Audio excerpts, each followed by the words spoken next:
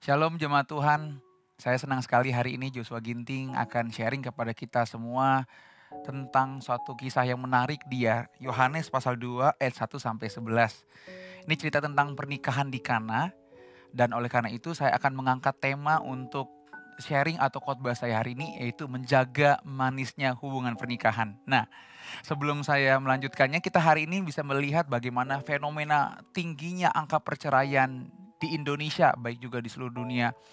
Ini sangat-sangat mengkhawatirkan. Ya, banyak pernikahan yang di luarnya nampaknya harmonis, ya pasangan-pasangan yang kayaknya manis banget di luar gitu ya. Pasangan yang sepadan kayaknya goal banget, apa namanya relationship goal sekali gitu ya. Tetapi pada akhirnya rapuh di dalam ya dan akhirnya mereka mengalami perceraian. Apa sih yang menjadi penyebabnya? Kita bisa belajar dari cerita ini, cerita tentang bagaimana Tuhan memberkati pernikahan di Kana. Saya mau baca dulu dari ayat 1 sampai 2. Jadi ini diceritakan di awalnya, ya saya bacakannya ayat 1 sampai 2. Pada hari ketiga ada perkawinan di Kana yang di Galilea dan ibu Yesus ada di situ. Ayat 2, Yesus dan murid-muridnya diundang juga ke perkawinan itu. Nah, Bapak Ibu Saudara, kita lihat di sini adalah mungkin saya bicara sedikit background pernikahan dari kerabat dari Tuhan Yesus. Kemungkinan ini adalah Nathanael, salah satu murid Yesus mula-mula mengundang Yesus karena memang Yesus waktu itu sedang posisi di Galilea untuk ikut menghadiri pernikahan kerabat daripada Yesus. Nah, buktinya apa? Karena Maria ibu Yesus sudah ada di situ. Nah, kemungkinan mungkin lah ya Maria ini adalah salah satu panitia konsumsi. Kita nanti akan melihat bagaimana sibuknya Maria di dapur. Ya tentu saja waktu itu si tuan rumah nggak memprediksi adanya masalah kekurangan anggur. Ya dia undang saja Yesus waktu itu. Dan tentu saja bukan karena dia tahu akan ada kekurangan anggur. Nah di sini kita belajar bahwa apa? Undang Yesus itu jangan ketika sudah ada masalah. Undang Yesus itu setiap musim di hidup kita. Ya, mau apapun yang terjadi, yang penting ada Yesus dulu. Pasti semuanya beres ya. Jadi itu yang pertama kita bisa pelajari di situ ya. Jadi ayat 1 dan 2 sudah, sekarang ayat 3. Ketika mereka kekurangan anggur, ibu Yesus berkata kepadanya, mereka kehabisan anggur. Kata Yesus kepadanya, mau apakah engkau daripadaku ibu? Saatku belum tiba. Ayat 5, tetapi ibu Yesus berkata kepada pelayan-pelayan, apa yang dikatakan kepadamu, buatlah itu. Nah, Bapak Ibu Saudara, di sini menarik sekali. Mulailah muncul suatu masalah yang pelik, yaitu kehabisan anggur. Saudara perlu memahami, waktu itu atau di tradisi orang Yahudi, tidak tersedianya anggur itu bukan masalah sederhana ya dalam pernikahan Yahudi. Sebab itu dianggap tidak menghormati tamu undangan. Sebab mereka sudah diundang, tapi begitu sampai di sana tidak tersedia hidangan yang cukup baik atau jamuan yang cukup baik. Nah, di sini kita bersyukur bagaimana Alkitab menceritakan Maria muncul. Ya, Maria muncul dan mengetahui ketidaktersediaan anggur, Maria mulai mengambil inisiatif. Nah, apa yang menarik dari pelajaran ini? Baik sekali dalam pernikahan itu, dalam suatu pernikahan itu ada seorang yang kita anggap memiliki pengenalan akan Tuhan sebagai teman berbicara. Bayangkan saja kalau waktu itu berita itu didengar oleh yang tidak mengenal Tuhan, yang gak punya hubungan dengan Yesus. Dan akhirnya tersebar ke seluruh tamu undangan. Pastilah saja ya orang-orang di situ mengetahui keadaan itu dan akhirnya terjadi kepanikan. Tetapi untung saja ada seorang yang beriman yang mengenal Yesus di tengah-tengah pernikahan itu. Yaitu Maria. Dengan demikian Maria ya menjadi jalan keluar. Karena apa? Ada seorang yang mengenal Yesus ada di tengah-tengah pernikahan. Kemudian apa yang dilanjutkan oleh Maria? Nah kemudian di situ nampak bahwa Maria mulai menyuruh atau meminta kepada Yesus. Tetapi nampaknya di sini Tuhan Yesus kurang ya merespon dengan baik ya. Karena dia lihat bahwa katanya apa? Apa yang kau mau daripada aku ibu, saatku belum tiba ya. Dia menjawab bahkan kalau dalam terjemahan aslinya bukan memakai ibu. Tetapi memakai kata gumai atau gunai. Apa itu maksudnya gunai? Gunai itu untuk panggilan wanita. Jadi sebenarnya waktu menjawab permintaan Maria, Yesus itu tidak menjawab apa yang kau mau ibu, tetapi wanita. Nampaknya di sini Yesus benar-benar ingin sepertinya seolah-olah ya menegur atau menasihati Maria. Ya, karena Yesus merasa bahwa ini belum waktunya. Dan tentu saja Ya, waktu Tuhan tidak boleh diintervensi dengan sentimen-sentimen keluarga. Yesus tahu pelayanan dia tidak boleh dipengaruhi oleh Maria, tetapi oleh kehendak Tuhan. Tetapi kita melihat bagaimana respon Maria. Inilah bedanya orang yang mengenal Tuhan ya Bapak Ibu Saudara. Maria berkata dengan penuh iman. Sekali lagi saya bacakan ayat 5. Tetapi Ibu Yesus berkata kepada para pelayan, apa yang dikatakan kepadamu buatlah itu. Wow, dari hari ini kita belajar bahwa doa itu boleh saja dikabulkan atau tidak dikabulkan oleh Tuhan. Tentu saja itu adalah kedaulatan Tuhan. Tetapi Maria mengerti bahwa meminta kepada Tuhan itu adalah suatu hak. Ya, jadi jangan buru-buru kita bilang, wah pastilah Tuhan tidak jawab. Tidak, Tuhan kita itu adalah Bapa yang baik. Maria dengan iman mengenal Tuhan, lalu dia berdoa, memohon sepertinya seperti itu ya. Begitu juga dengan cara kita berdoa, ya kita meminta, karena itu adalah hak kita.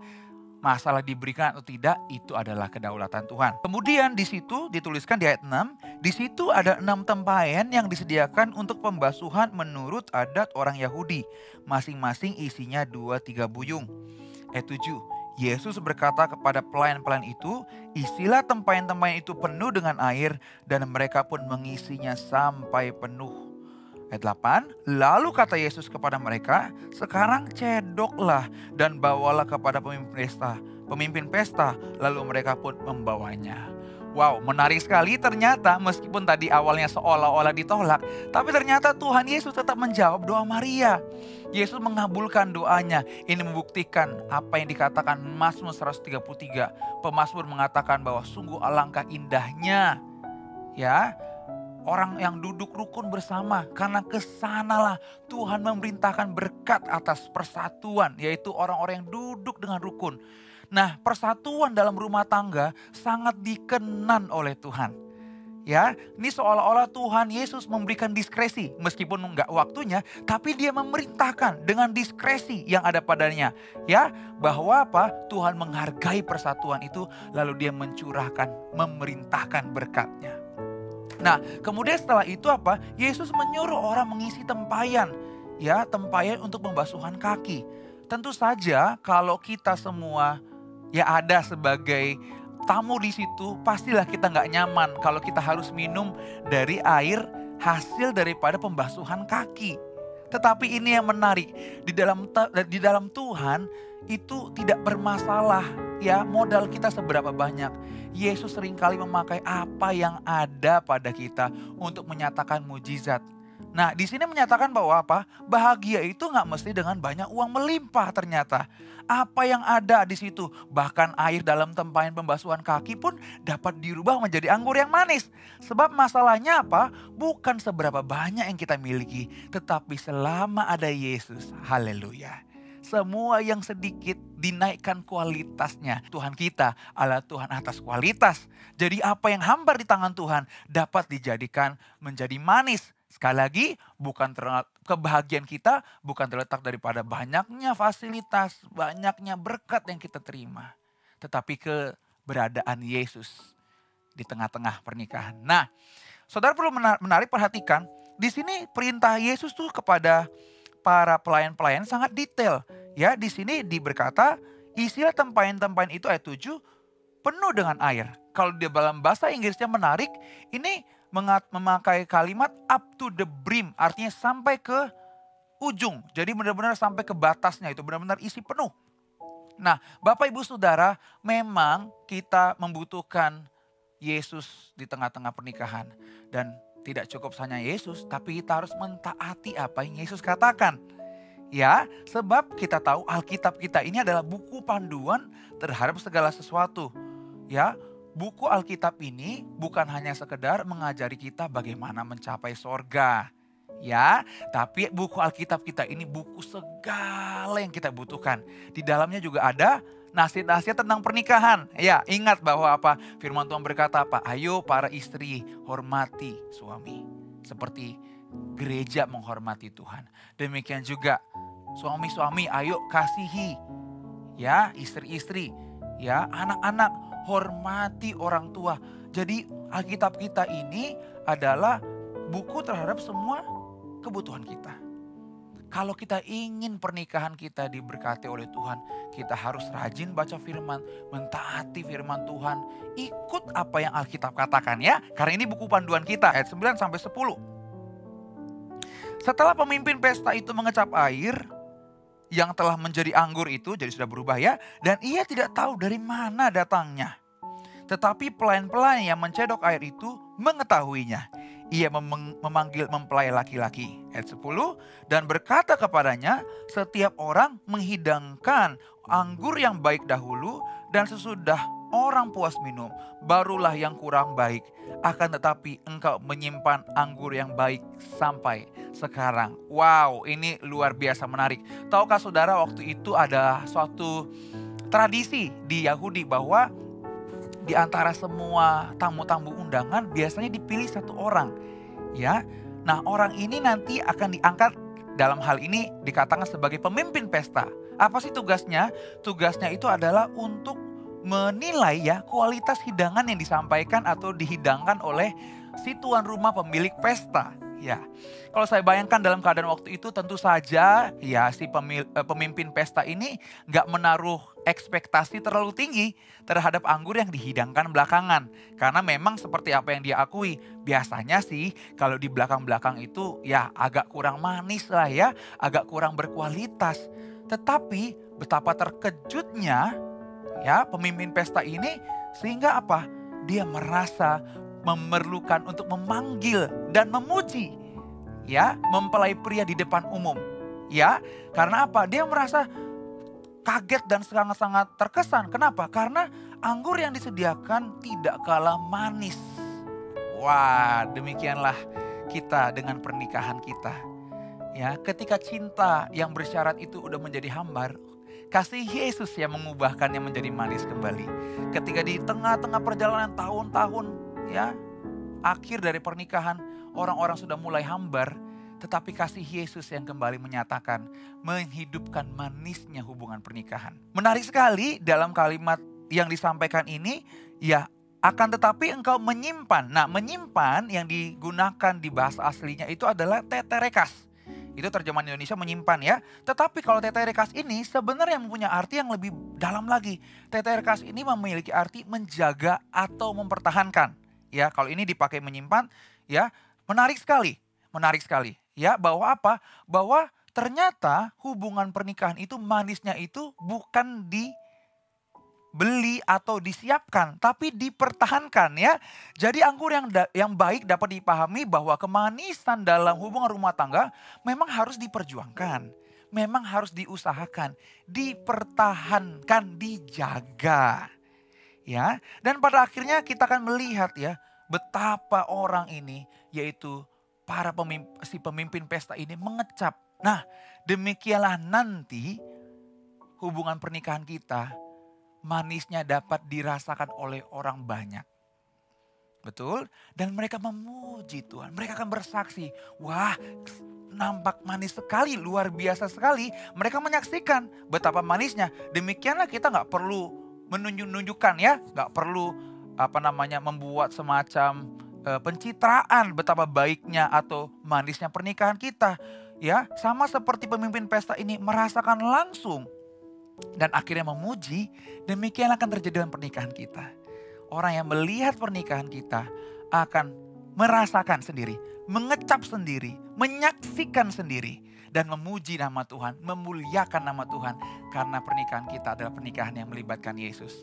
Karena sekali lagi, kualitas hubungan kita ditentukan kehadiran Yesus sebagai kunci agar memastikan kondisi hubungan atau kualitas hubungan itu tetap dalam kondisi yang istimewa.